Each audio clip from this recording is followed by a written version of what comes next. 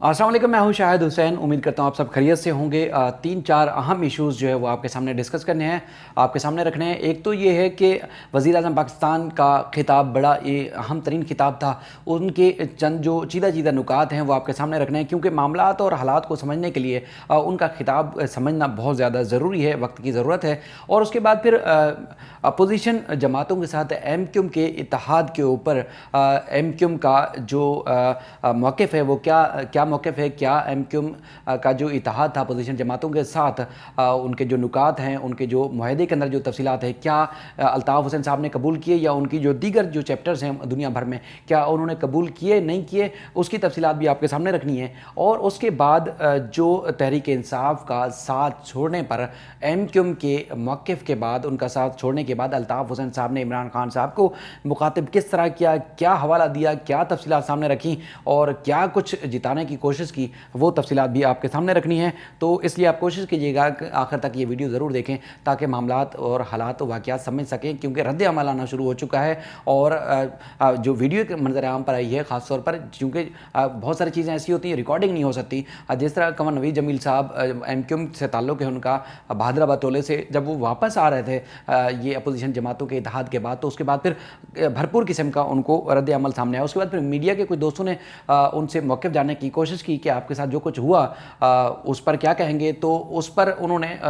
कुछ जो एक दोस्त के साथ चैट हुई है, जो कि एम की बीट करते हैं, तो उस पर उन्होंने कहा कि मैंने अपना जो हिसाब था वो सूद समेत चुकता कर दिया है, मुझे और कुछ नहीं करना, क्योंकि वो मीडिया पर भी नशर हुई वीडियो और उसके बाद फिर बहुत सारी उनके ऊपर तनकीद का निशाना भी हो रहा है। और ख़ासतौर पर जब सोशल मीडिया पर ये वीडियो पब्लिक हुई है और उस पर जो है वो नासिर फैसल सब्ज़वारी, ख्वाजा इजहार और कई ऐसे एम के रहनुमा हैं जिन्होंने उस पर भरपूर किस्म का रद्द-ए-अमल दिया। ख़ासतौर पर उनका ये कहना है कि हमें नहीं छेड़ो, और अगर छेड़ोगे तो बेशुमार हमारे जो कारकुनान हैं उनको ना सिर्फ तजर्बा है बल्कि वो भरपूर इससे भी बड़ी मुज़ाहमत करना जानते हैं, लिहाजा हमें मत ललकारो, ये ख्वाजा इजहार साहब का कहना था। बहरहाल मैं वज़ीर आज़म के खिताब की तरफ आता हूँ, जिसमें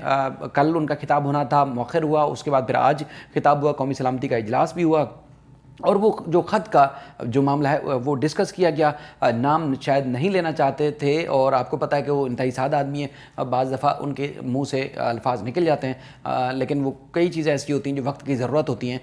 जो नहीं कहनी चाहिए। बहरहाल ये शायद उनका मूड भी ऐसा ही था, उनको बताया भी ऐसा ही गया होगा कि उन्होंने नाम नहीं लेना, लेकिन उन्होंने अमेरिका का नाम लिया कि उनके खिलाफ जो साजिश हो रही है उसके पीछे अमेरिका का हाथ है। वो लाइव खिताब था, चूँकि अब कट भी नहीं हो सकता था, लेकिन उन्होंने घुमाने की कोशिश की, लेकिन जिनको पैगाम था वो पहुंच जो है वो चुका है। बहरहाल जो लोग चला रहे हैं वो चलाने वाले हैंडलर का नाम लिया है कि हैंडल करने वाले जो लोग हैं उनका भी मालूम है। और उसके बाद इस साजिश के पीछे उनके खिलाफ जो अदम एतमाद की तहरीक है, ये उसके बाद भी उस पर भी अच्छे खासे उनका कहना है कि वो जानते हैं। उनका कहना है कि मैं सियासत में आने का मेरा जो सियासत में आने का मकसद था दौलत या शोहरत नहीं, बल्कि मुल्क में इंसाफ और इंसानियत और ख़ुददारी का निज़ाम लाना था। मेरे बचपन में पाकिस्तान जो है ऊपर की तरफ जा रहा था, मैंने पाकिस्तान को ऊपर से नीचे आते देखा। और उसके बाद फिर उन्होंने कहा कि रोज़ अव्वल से जो है उन्होंने कहा कि जो है नबी सल्लल्लाहु अलैहि वसल्लम के रास्ते पर जो है वो चलना चाहते हैं, और अगर जो नहीं चलते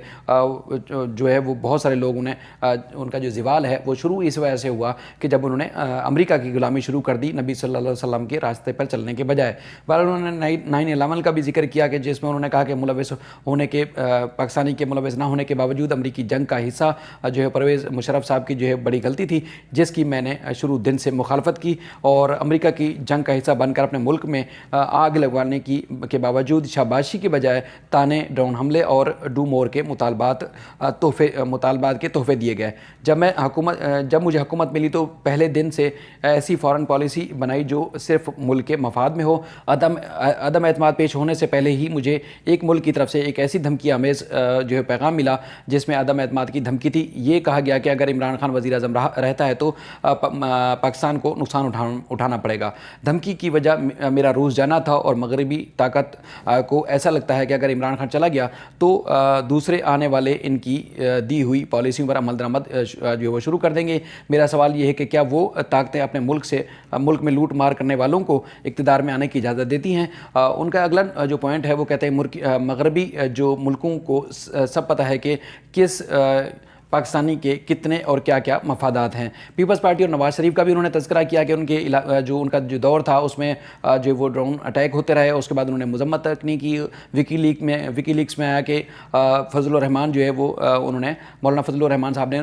جو امریکہ کے سفیر سے درخواست کی تھی کہ مجھے خدمت کا موقع دیں۔ بہرحال انہوں نے کہا کہ جو ہے وہ میں کسی ملک کے خلاف نہیں ہوں، میری ذمہ داری تھی کہ پاکستان کے جو 22 کروڑ لوگ ہیں ان کی جو ہے پالیسی امن کی پالیسی ہے، اور میں کسی کی جنگ کا حصہ لینے کے بجائے امن کا حصہ جو انہوں نے کہا آگے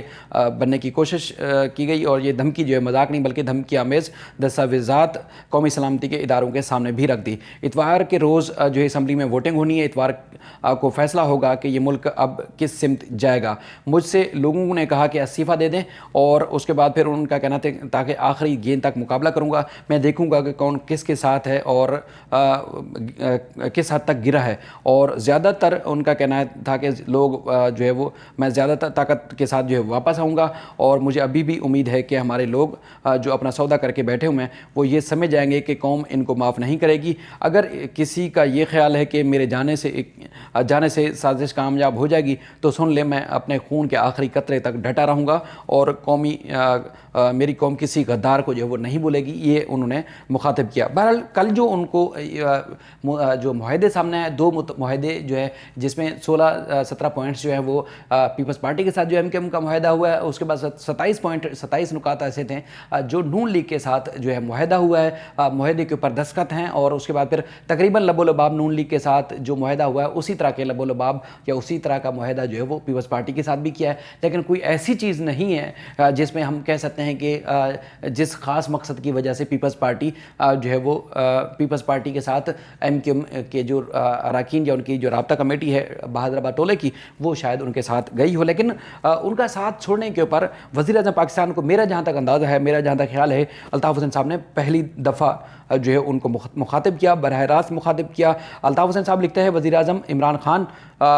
آپ سمیت پی ٹی آئی کے تمام رہنما اور کارکنان خدا را اب تو سمجھ لیں کہ اپنے بانی و قائد اور باپ سے غداری کرنے والے کسی کے وفادار نہیں ہو سکتے، بشمول اپنے وطن کے بھی۔ غداروں سے دوستی کرنے کا مقصد اپنے ہی پیروں پر کلہاڑی مارنے کے مترادف ہوتا ہے، صحیح یا غلط؟ انہوں نے آگے کویشچن مارک لگایا۔ یہ ان کا کہنا تھا۔ جو بہادر آباد کے جو لوگ ہیں وہ جب چھوڑ کے گئے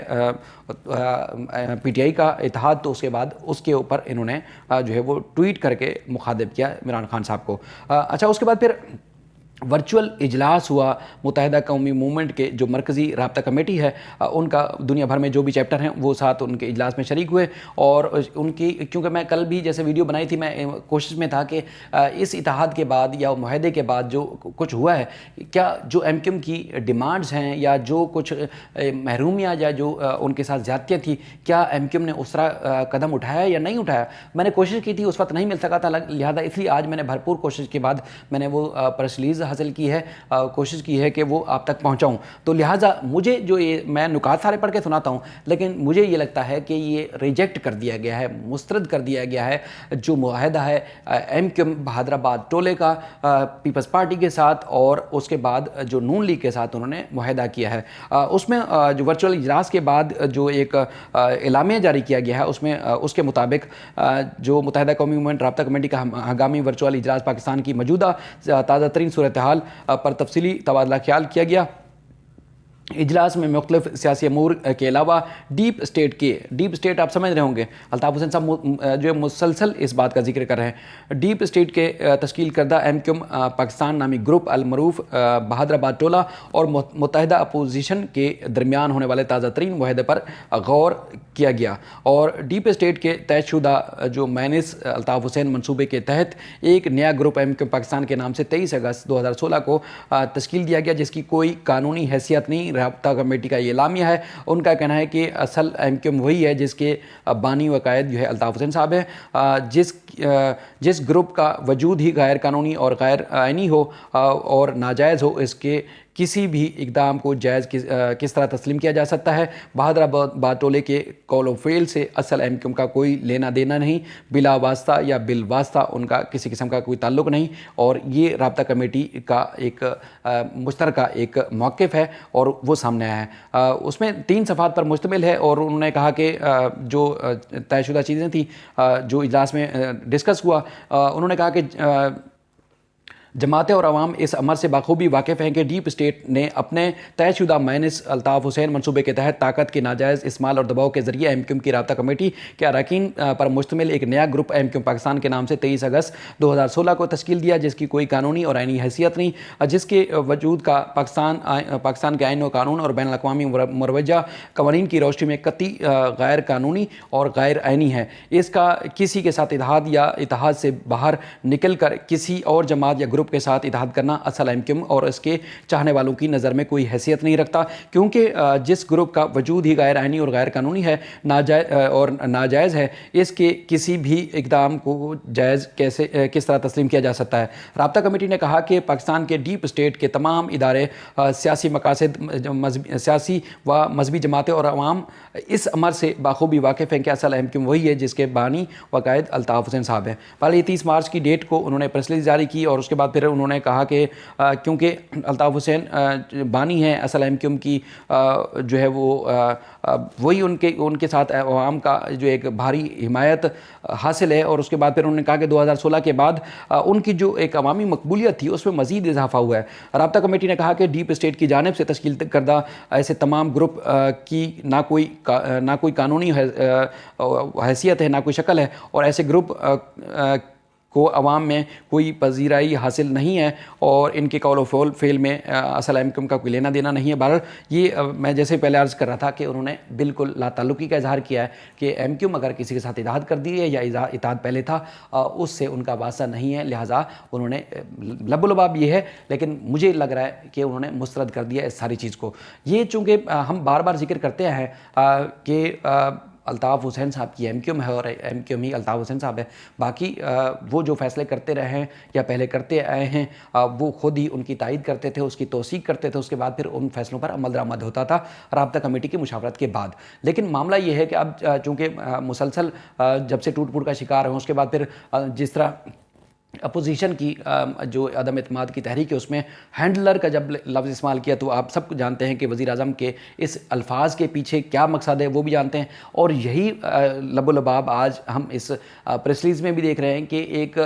डीप स्टेट का लफ्ज़ इस्तेमाल किया जा रहा है मुसलसल अल्ताफ़ हुसैन साहब की जानिब से, जिसमें वो बहादराबाद टोले को मुखातिब करके या उससे जोड़ रहे हैं, यानी कि किसी से टूटना हो, किसी से जुड़ना हो, किसी से कुछ करना हो तो फिर इस तरह के जो हैंडलर हैं या हैंडल करने वाले जो लोग हैं वो सरगर्म हो जाते हैं। तो उन्होंने यकसर मुस्तरद किया है, क्योंकि अल्ताफ़ हुसैन साहब मैं पहले भी जिक्र कर चुका हूँ कि लोगों से राब्ते में हैं, मामलात हालात काफ़ी जो है वो तब्दील हो रहे हैं। वक्त साबित करेगा कि हज़ारों लाखों बल्कि करोड़ों लोगों के अगर दरमियान कोई सियासत करने वाले हों और उनको इस तरह कभी भी शायद अलग नहीं किया जा सकता। अगर मामलात नवाज़ शरीफ या उसके बाद फिर हामिद मीर और कई भी ऐसे लोग हैं उन तक जाते हैं तो बेशुमार लोगों को अगर उनको सियासत में इजाज़त मिलती है या उनको जो है वो उनको सियासत करने का हक़ है तो फिर किसी को भी होना चाहिए, फिर किसी एक पर पाबंदी कैसे लगाई जा सकती है? ये बड़ी हैरान कुन और इंतहाई अहम बात है। लोग सवाल ज़रूर करते हैं और इतना यानी कि 5-6 साल हो गए, अगर किसी ने अलग करने की कोशिश भी की है तो वो नाकाम हुए। ये वक्त भी साबित करेगा, आप सब इसका फ़ैसला करने वाले हैं, अब मामलात किस रुख जा रहे हैं। जो भी इस सिलसिले में मज़ीद भी अपडेट्स होंगे आपके सामने रखते रहेंगे। अपना ख्याल रखिएगा। अल्लाह हाफ़िज़।